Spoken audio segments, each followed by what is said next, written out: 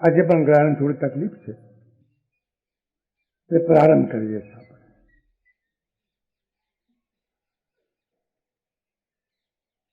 મંત્રી સુમંત ખાલી રથ લઈને અયોધ્યામાં પાછા આવે. રથ રામચંદ્રજી વગરનો, અયોધ્યા રામચંદ્રજી વગરની, અયોધ્યાના મહેલો પણ રામચંદ્રજી વગરના. એના પરિણામે અયોધ્યા વાસીઓના હૈયા પણ રામ વિના. રામ વિનાના હૈયામાં સુખ ક્યાંથી? રામ વિનાના મેલાતમાં સુખ ક્યાંથી હોય? અને રામ વિનાના રથમાં શોભા પણ ક્યાંથી હોય? ગયા ત્યારે સુમંત સારથી, સુમંત મંત્રી આણંદથી જઈ શક્યા હતા, પણ જયારે આવ્યા ત્યારે પાછા વિષાદગ્રસ્ત બનીને આવ્યા.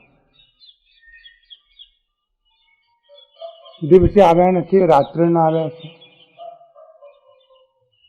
દશરથ મહારાજાને એમની વિગતવાર સમાચાર આપવાના. જે દ્રશ્ય પોતાની નજરીએ એમને જોયું એનું વર્ણન દશરથ મહારાજાની પાસે કરીને એમની પીડામાં ઉમેરો કરવા જેવું છે. એટલા માટે રામના વિયોગની વેદના તો છે, પણ સદેહ રામચંદ્રજીને આ વનવાસના કષ્ટો વેઠવાના આવ્યા. દશરથ મહારાજા અત્યારે રામચંદ્રજીને પોતાના પુત્ર તરીકે જુએ. પછી એમનામાં જાગરણ જયારે આવે છે ત્યારે પરમાત્મા સ્વરૂપ દર્શન કરવાના છે, પણ વિલંબ થયો છે. ઘણી મોટી મુશ્કેલી છે કે જીવંત જ્ઞાની પુરુષોને, જીવંત અવતારી પુરુષોને જીવંત હોય ત્યારે ઓળખી શકાતા નથી.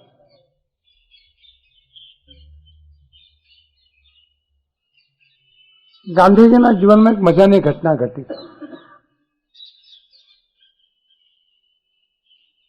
ગાંધીજી ચંપારણ્યમાં હતા. ચંપારણ્યથી એમને બેરિયા જવાનું હતું. રાત્રિનો ટાઈમ, ટ્રેનમાં જગ્યા ન મળે. ગાંધીજીનો આગ્રહ કે થર્ડ ક્લાસમાં જ મુસાફરી કરવી અને પોતાની મુસાફરીથી મુસાફરોને તકલીફ ન પડે એની પૂરી કાળજી રાખે. એ ઠેકાણ જગ્યા મળી ગઈ. પાટિયા પર ગાંધીજી સૂતા છે. એમના સાથીઓ પણ સાથે છે. રાતના 2 વાગે એક માણસ એ ડબ્બામાં આવ્યો. એ બેરિયા જઈ રહ્યો હતો. એને એમ સાંભળ્યું હતું કે ગાંધીજી બેરિયા હતા. એને કહ્યું, એ એકલા માટે આ પાટિયું છે, ઉભો થા. આ કે તારું ઘર નથી, તું તો નિરાતે ઊંઘી શકે, બેસવાની જગ્યા કરી આપ. ગાંધીજી બેઠા. પાટી પર જગ્યા છે.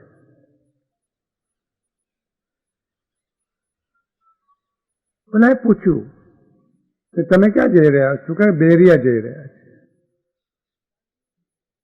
ગાંધીએ એને પૂછ્યું તમે ક્યાં જઈ રહ્યા છો? હું પણ બેરિયા જઈ રહ્યો છું. ત્યાં ગાંધીજી આવવાના છે, ઘણા મોટા માણસ છે, એમને જોવા, દર્શન કરવા, સાંભળવા જઈ રહ્યો છું. તને તો શું ખબર પડે ગાંધીજી કોણ છે?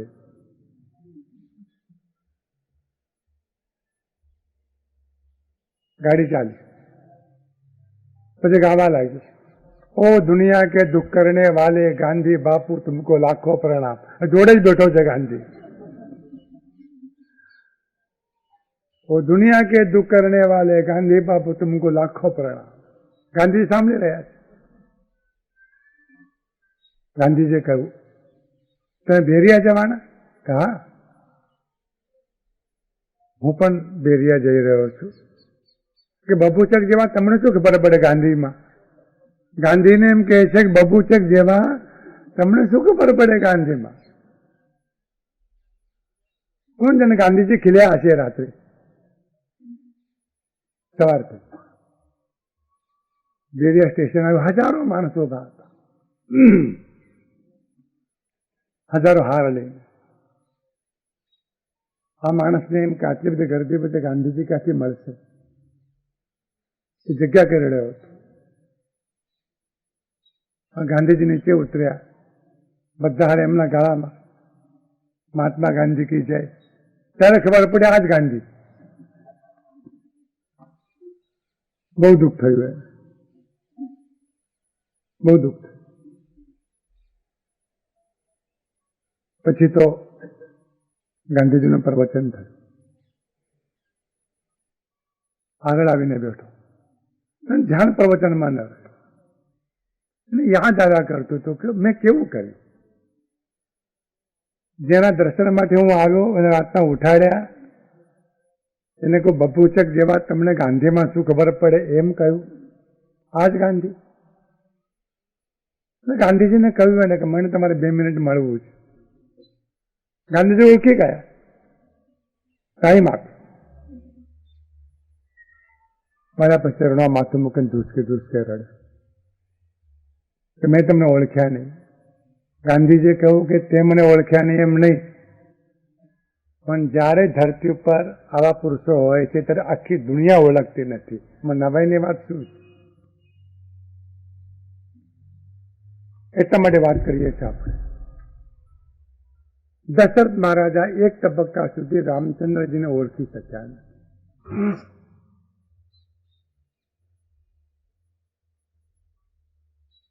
ભગવાન બુદ્ધ 12 વર્ષ પછી કપિલ વસ્તુમાં આવ્યા. પિતા શુદ્ધોધન એમના પિતા એમના ત્યાં ગયા છે. રાજમહેલમાં ભગવાન બુદ્ધ ભિક્ષા માગવા માટે ગયા. શુદ્ધોધને જોઈને ભગવાન બુદ્ધને કહ્યું, કઈ વાંધો નહીં દીકરા, 12 વર્ષ પછી પણ તને તારી ભૂલ સમજાય અને તું પાછો આવ્યો, ઘણું સારું થયું. સમજાય છે કઈ? ભગવાન બુદ્ધને એમ કે તારી ભૂલ તને સમજાય, તું પાછો આવ્યો, તારા માટે આ રાજ્ય છે. ભગવાન બુદ્ધે કહ્યું કે 12 વર્ષ પહેલા જે ગૌતમ હતો એ આજે નથી. મને તો મોટું રાજ્ય મળી ગયું છે, એ રાજ્યની પાસે આ રાજ્ય તુચ્છ છે. શુદ્ધોધને કહ્યું કે હજુ પણ તારું મગજ ઠીક ન થયું, સ્ક્રૂ ઢીલા જ છે. અવતારી પુરુષોના સ્ક્રૂ હંમેશા ઢીલા લાગ્યા છે લોકો.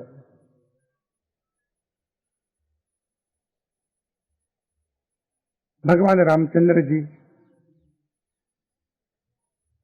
એમનો વિયોગ દશરથ મહારાજાને જરૂર સાલ.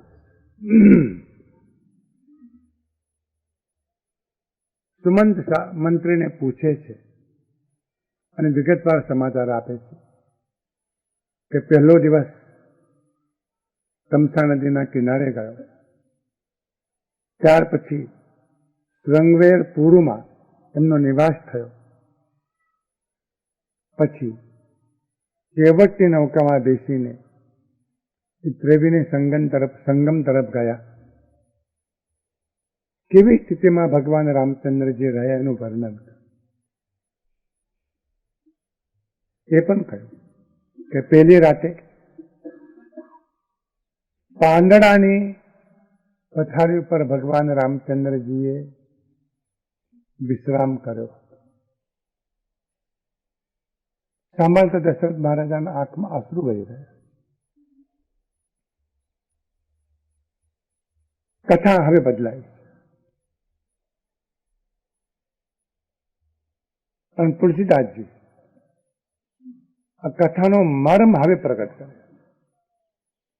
નથી આવ્યા રામચંદ્રજી, એમના વિરહની અસહ્ય વેદના દશરથ મહારાજાને થઈ.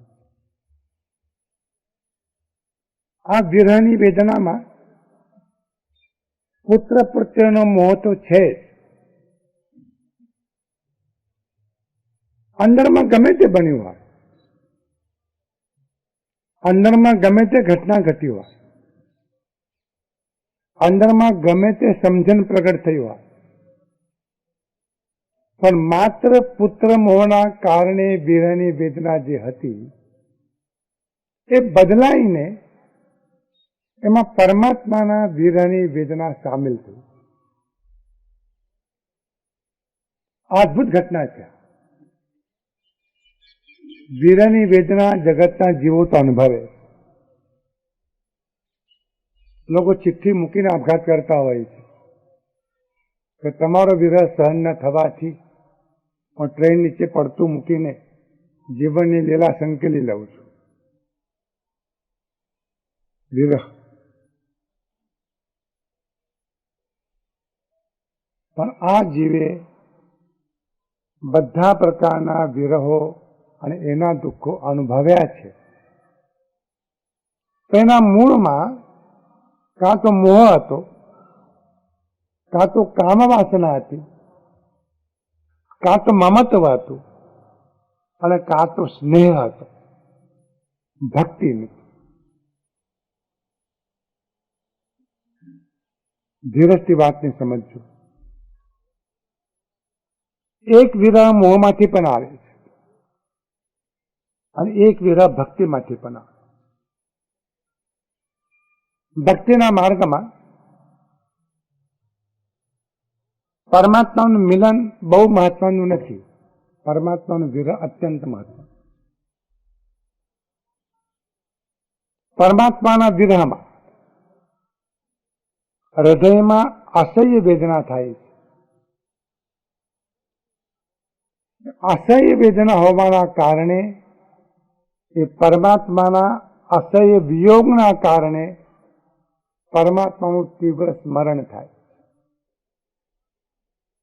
અને પરમાત્માના તીવ્ર સ્મરણ થતા થતા અંદરમાં પરમાત્માનું ધ્યાન એની ધારા અંદર પ્રગટ થાય. વિરહમાંથી પરમાત્માના નિકટમાં વિરહની વેદના નથી, પણ પરમાત્માથી દૂર જ્યારે રહેવામાં આવે છે ત્યારે એ અવસ્થામાં પરમાત્માના વિરહની વેદના થાય. શાસ્ત્રોમાં એમ કહ્યું છે કે તપથી જે શુદ્ધિ ન થાય, જપથી જે શુદ્ધિ ન થાય, મંત્રથી જે શુદ્ધિ ન થાય, કર્મકાંડથી જે શુદ્ધિ ન થાય, એવી આંતરિક શુદ્ધિ વિરહના કાળમાં થાય.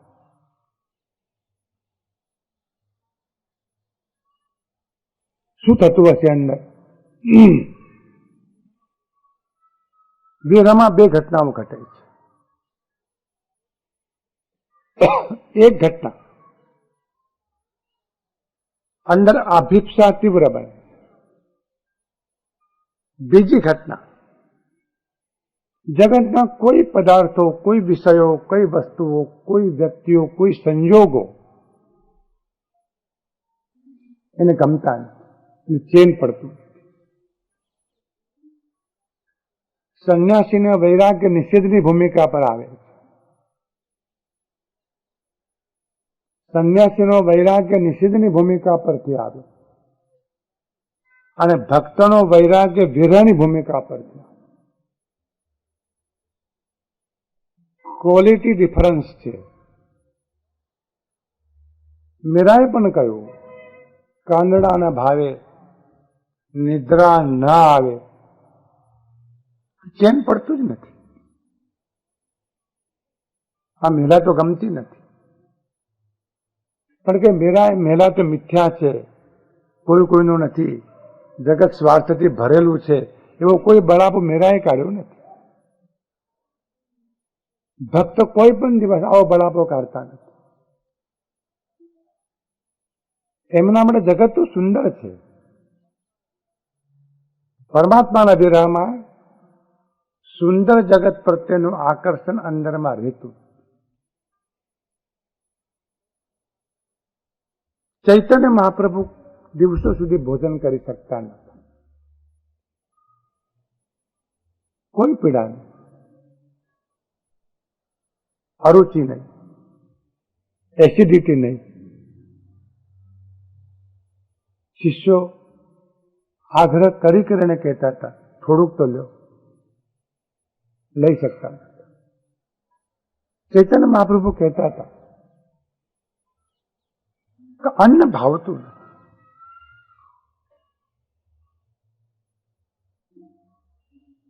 એટલા માટે ભાવતું નથી કૃષ્ણનો વિરહ. કૃષ્ણનો વિરહ. આ જે વૈરાગ્ય આવ્યો એ પ્રેમની ધરતી ઉપર ખીલેલો વૈરાગ્ય.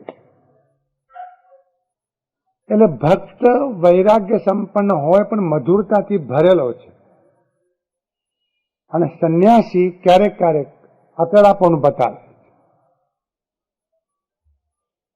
એને જરા વૈરાગ્યનો અહંકાર આવે છે, ભક્તને વૈરાગ્યનો અહંકાર આવતો નથી.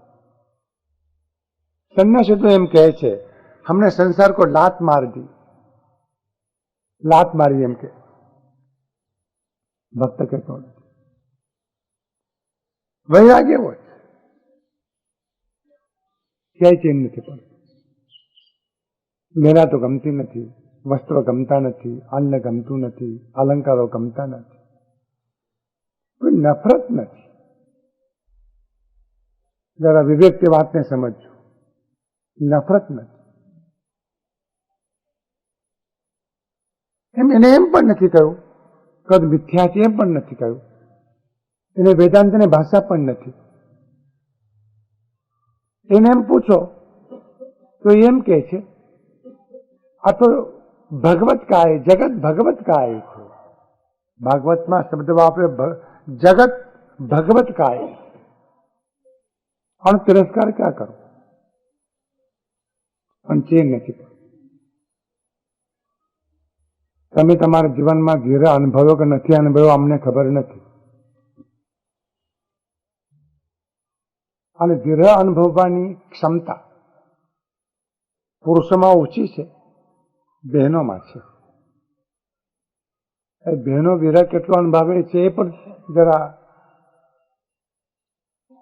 સ્પષ્ટ થવા જેવું છે. વિરહ અનુભવે, મા વિરહ અનુભવે, બાપ પણ વિરહ અનુભવે છે. પણ મા જે દીકરાનો વિરહ અનુભવે એ બાપના વિરહ કરતા ગંભીરતાથી ભરેલા. પત્ની પતિનો વિરહ અનુભવે.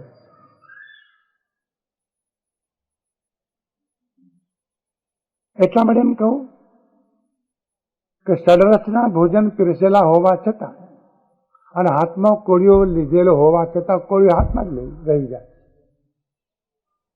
કોળીઓ હાથમાં રહી જાય. રામકૃષ્ણ ઘણી વખત ભોજન કરવા બેસીને કોળીઓ હાથમાં રહી જાય. શિષ્યો પૂછતા શું થયું, શું થાય? અને આંખમાંથી અશ્રુ વહેવા લાગે.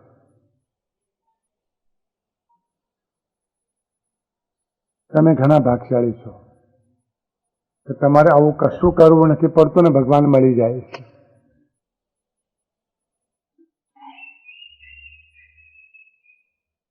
અસહ્ય વીરાની વ્યથા.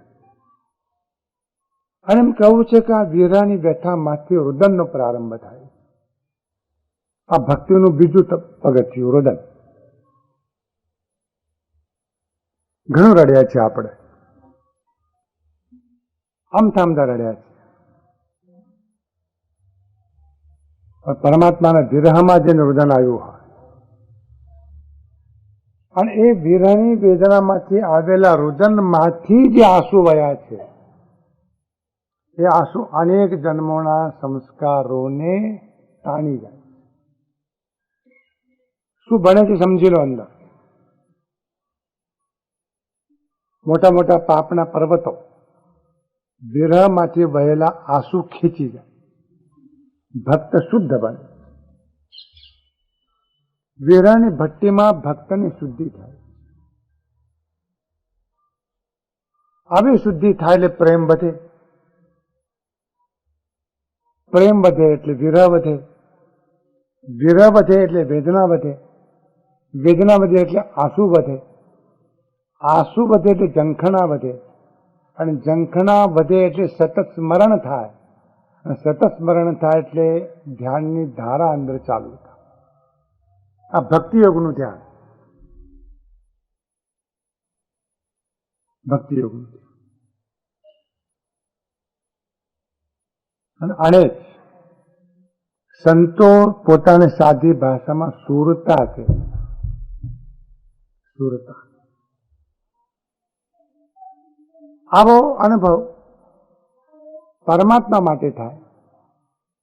અને આવો જ અનુભવ પરમાત્માનું સાકાર સ્વરૂપ જેમનામાં મૂર્તિમંત છે એ સદગુરુ માટે થાય.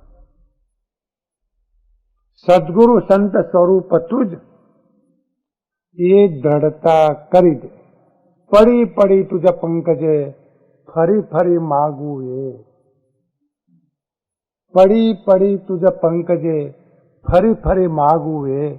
ભગવાન તમારા ચરણોમાં વારંવાર આ મસ્તક મૂકીને ફરી ફરીને વંદન કરીને ફરી ફરીને મસ્તક મૂકીને ફરી ફરીને માગું. શું? સદગુરુ સંત સ્વરૂપ તુજ. સદગુરુ અને સંત એ તારું સ્વરૂપ છે ભગવાન. ભગવાનનું સાકાર સ્વરૂપ સદગુરુ અને સંત. એવી દ્રઢતા મારામાં તમે આપો.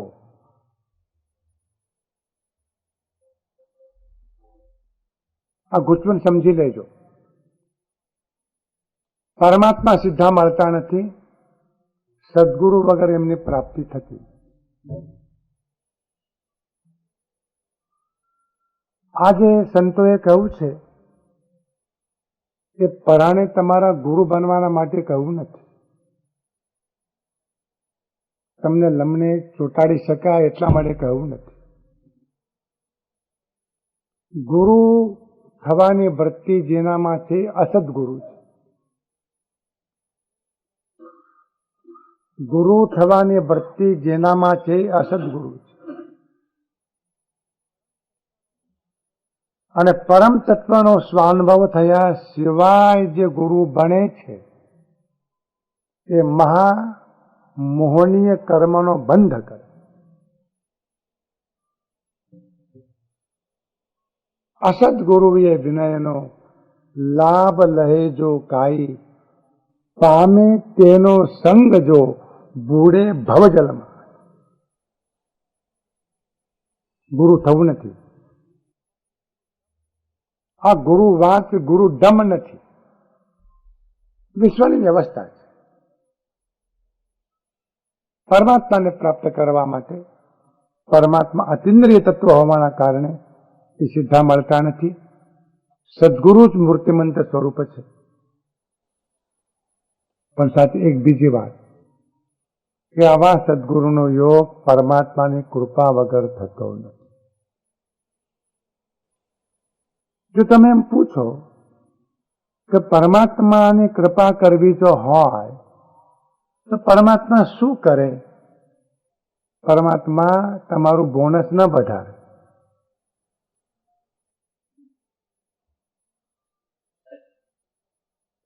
એ તમારો પ્રમોશન ન વધારે. એ તમને શેરના ભાવ ન વધારી આપે. એ તમારો રોગ ન ઘટાડે. તમારા ઘરે ઘોડિયું ન બંધાવે. લોકોને આવા ભગવાન જોઈએ છે.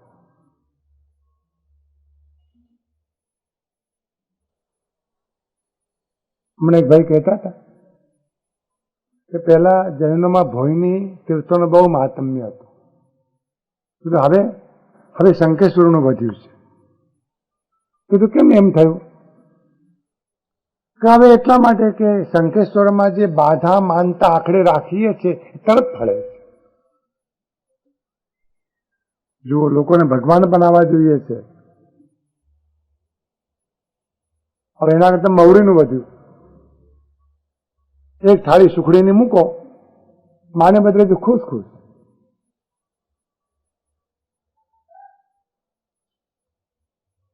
આપણા હાથમાં ભગવાન આવ્યા.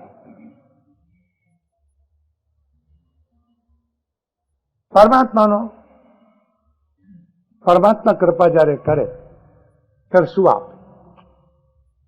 એ સદગુરુ જ આપે, અને સદગુરુ જ આપે. અસદગુરુ નહીં, કુગુરુ નહીં, ગુરુ પણ નહીં, સંપ્રદાય ગુરુ નહીં, મત ગુરુ નહીં, પરંપરા ગુરુ નહીં, માન્યતાના ગુરુ નહીં, દેખામણા ગુરુ નહીં. સદગુરુ કઠિન છે. સદગુરુ મળવા કઠિન છે. સદગુરુ મળ્યા પછી મોક્ષ કઠિન નથી. સદગુરુ મળવા કઠિન.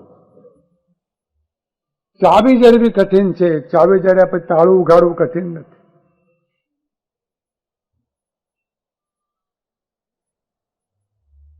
એનો વિરહ એ અંદર શુદ્ધિ કરે છે. ભક્તિમાં વિરહનો બહુ મહાત્મ્ય છે. મારે ભક્તિ માર્ગમાં જેની પાસે આંસુની મિલકત નથી, એના ભક્તિમાં રસ નથી આવતો. ભક્તિમાં રસ નથી આવતો. કોઈ ભક્ત ધરતી ઉપર એવો નથી, કોઈ ભક્ત કે જે ધ્રુસકે ધ્રુસકે એકલો બેસીને રડ્યો ન હોય.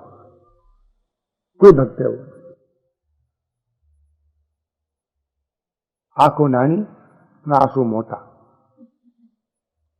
શ્રાવણ ભાદરવો વર્ષે વસે એની આંખમાં. પત્નીનું મૃત્યુ થયું, નરસિંહ તો કહી શક્યો ભલું થયું ભાંગી જંજાર. પણ પરમાત્માના વિરહમાં આ નરસિંહ તો બોલી શકતો નથી.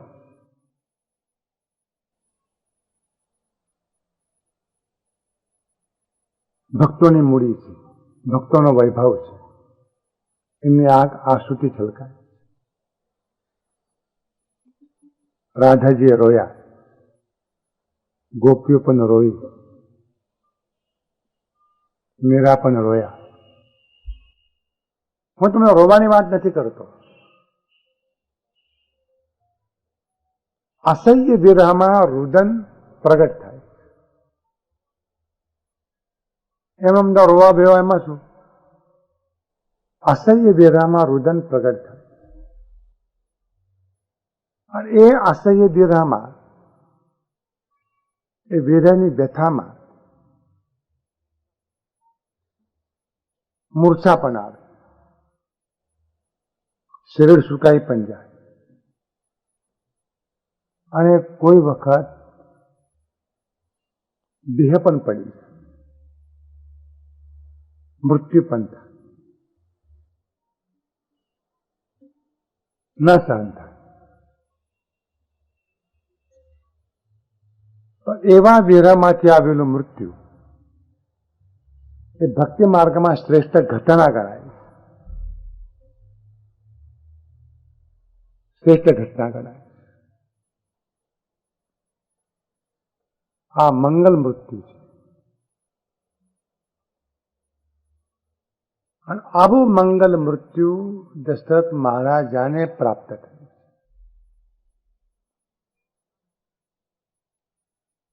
આ રામાયણની કથા એ લૌકિક કથા નથી, આ લોકોત્તર કથા. પણ અમે વારંવાર કહીએ છીએ કે અમે કથા નથી કરતા, એ અમને આવડતું જ નથી, ક્યાંથી કરીએ. રામાયણનો એક મર્મ છે. તુલસીદાસજીના શબ્દો, રામ રામ કહી રામ કહી, राम राम कही राम कही, राम राम कही राम।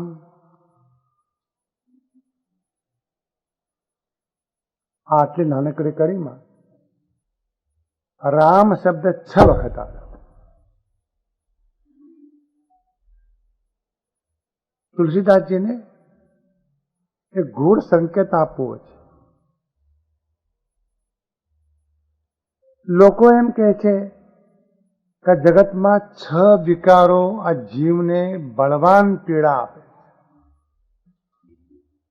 કામ, ક્રોધ, લોભ, મોહ, મદ અને મત્સર આખા જગતને ઘેરી લીધું છે. આ 6 વિકારો જીતી શકાતા નથી. તુલસીદાસજી કહે છે કે 6 વિકારો જીતવાની ઔષધિ રામનું નામ. 6 વખત રામ નામ આવે. રામ રામ કહી રામ કહી,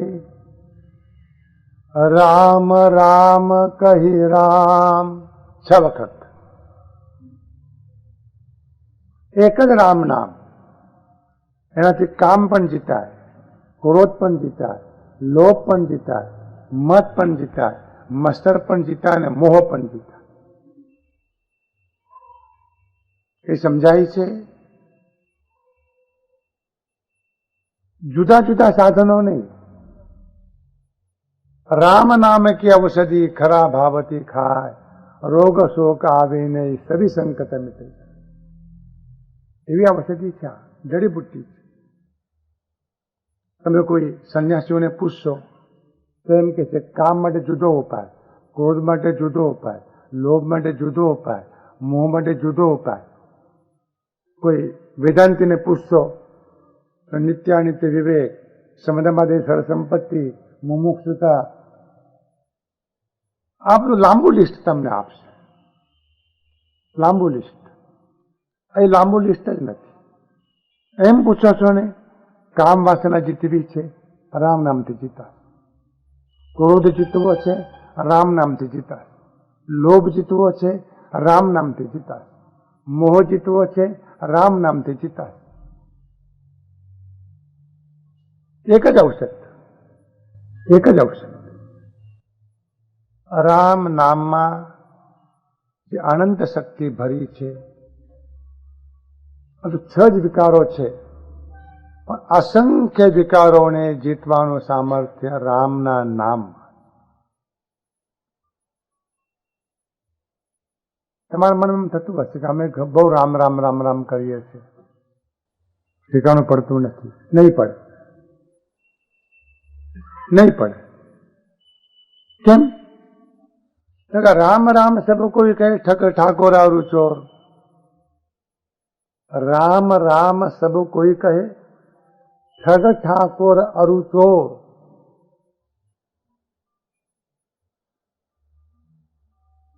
ફોજદાર સાહેબ સામે ભટકાય તરત રામ.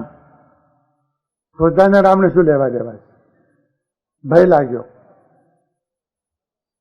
રામ રામ સબ કોઈ કહે ઠગ ઠાકોર અરુ ચોર, બિના પ્રેમ અરીજે નહીં તુલસી નંદ કિશોર. બારોબાર પ્રેમ, અનન્ય પ્રેમથી પરમાત્માનું નામ. કોઈ જુદા ઉપાય કરવાની જરૂર નહીં.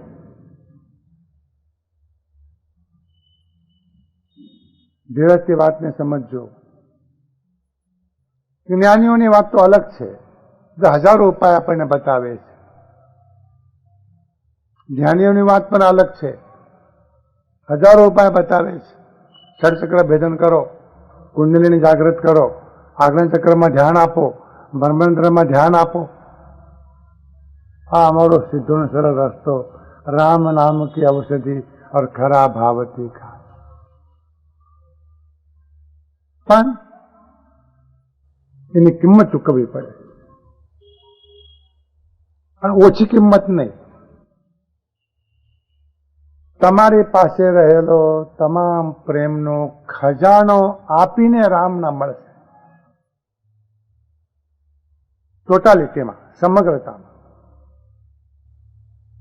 ખંડ ખંડ નહીં.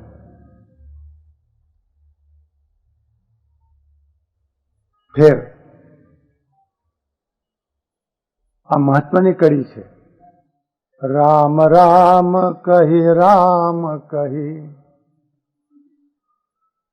રામ રામ કહી રામ. સુમંત મંત્રની વાત પૂરી થાય છે. એમણે વર્ણન કર્યું ભગવાન રામચંદ્રજી આ સ્થિતિમાં છે કે ચિત્રકૂટ પધાર્યા છે, ત્યાં નિવાસ કરવાના છે. એવા સમાચાર નિશાંત રાજાએ આપેલા છે. હું તો ત્રિવેણી સંગમથી પાછો ફરી ગયો છું. આ સાથે આવવા માટે આગ્રહ કરેલો હોવા છતાં ભગવાન રામચંદ્રજી મને સમજાવીને પાછો વાળ્યો છે, પણ સાથે ન લઈ ગયા. સાથે લઈ ગયા હોત તો પાછો ના આવત. આગ્રહ કરીને મને કહું કે તમારે પાછા જવું જ પડે, તમારું કર્તવ્ય છે. એ કર્તવ્યની ભૂમિકા પર સમજીને પાછો આવ્યો છું પ્રભુ. તમામ સમાચાર સાંભળ્યા અને સાંભળ્યા પછી અંદર વિરહનો પ્રારંભ થયો. બસ આ ઘટનાથી દશરથ મહારાજાની અંદરની ચેતનની અવસ્થા બદલાઈ.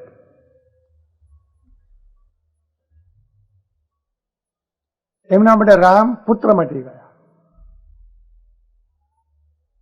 અને રામ પરમાત્મા. અને એ અવસ્થામાં તનુ પરિહરી રઘુબર વિરહ, તનુ પરિહરી રઘુબર વિરહ. રઘુનાથના વિરહમાં શરીર છૂટી જાય. આપણે તો હંમેશા ગાઈએ છીએ કે ભગવાન આપ જે છેલ્લી ઘડી, ઉતાવળ નથી અત્યારે કઈ, એટલી દોડધામ પણ નથી. છેલ્લી ઘડી આવે ત્યારે એટલું આપજે તું અમને, તારું નામ અમને યાદ રહે. છેલ્લી ઘડી કોમામાં જ ગયા આવીએ તે વખતે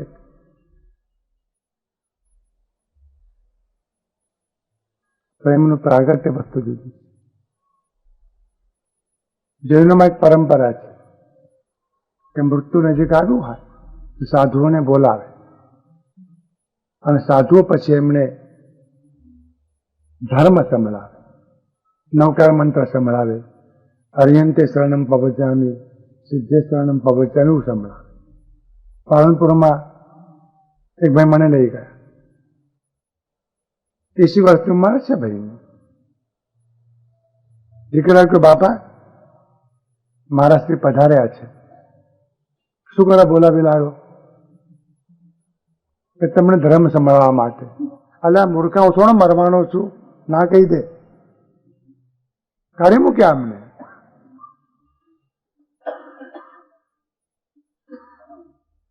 પ્રબળ મોહનું સામ્રાજ્ય.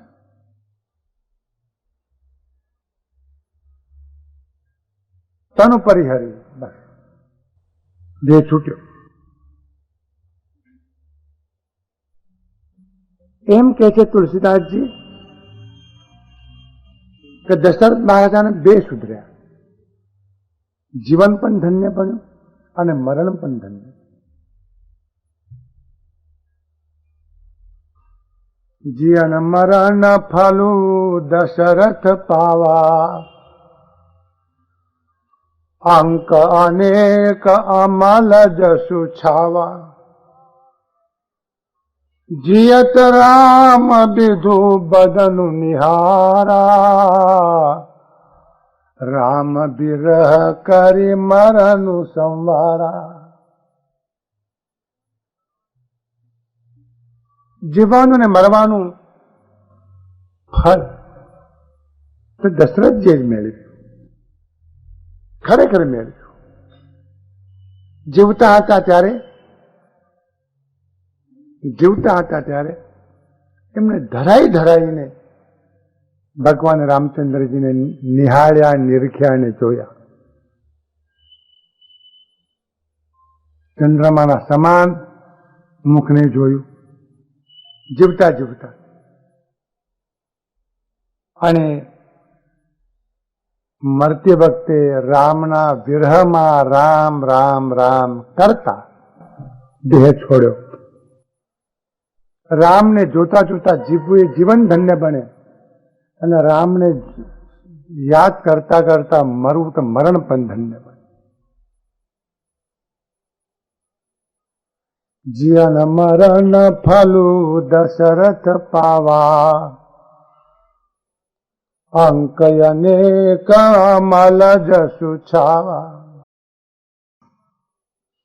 જીયત રામ વિધુ બદનુ નિહારા, રામ વિરહ કરી મરણુ સંવારા. બંને સુધર્યા, જીવને સુધર્યું અને મરણ પણ સુધર્યું. દેહ છૂટ્યો, શરીર છૂટ્યું. ક્લેશમાં નહીં, કંકાસમાં નહીં, વિષાદમાં નહીં. આરોગ્ય ભોહિરાભમ સમાહી વરમુત્તમમ જિંતુ. હે પ્રભુ, તમારી કૃપાથી અમને સમાધિ મરણની પ્રાપ્તિ થાય. મરવું તો છે જ, પણ સમાધિ મરણ. પ્રભુનું સ્મરણ કરતા કરતા આંખથી પ્રભુને જોયા કરીએ, જીભથી પ્રભુનું નામ લીધા કરીએ, હૃદયમાં એની સ્મૃતિ રહ્યા કરે.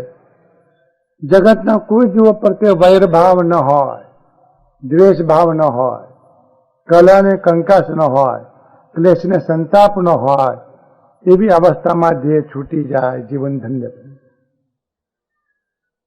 આવું મોત પ્રભુ અમને આપો. આમ તો મોત મગાઈ નહીં, પણ માગ્યું આવું મોત. એથી વાત આપણે છોડીએ છીએ. બોલવાની તકલીફ છે આટલી. હવે આ રામાયણજીનો પ્રારંભ થયો છે દર રવિવારે. પણ નિરાજ જેવા સૂત્રો જોવાના છે. ખબર નથી આ તુલસીજીને રામાયણ ક્યારે પૂરી થાય.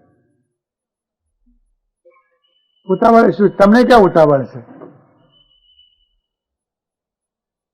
આવી વીરાની વ્યથા જીવનમાં પ્રાપ્ત થાય ને રામાયણ સાર્થક. દશરથ મહારાજા પરમ ભક્ત હતા, અને એમની ભક્તિની મેથડ વિરહની હતી. વિરહની ભક્તિ કરનારા પાત્રો ધરતી ઉપર જે થયા છે, એમાં રાધાજી, દશરથજી, ચૈતન્ય મહાપ્રભુજી, નિરાજ, એ મૂર્તિમંત એના પ્રતીકો. ચૈતન્ય મહાપ્રભુ આખી રાત રાધે રાધે રાધે રાધે. જમીન સાથે મોઢું ઘસતા જાય ને રાધે રાધે કહેતા જાય. લોહી નીકળતું.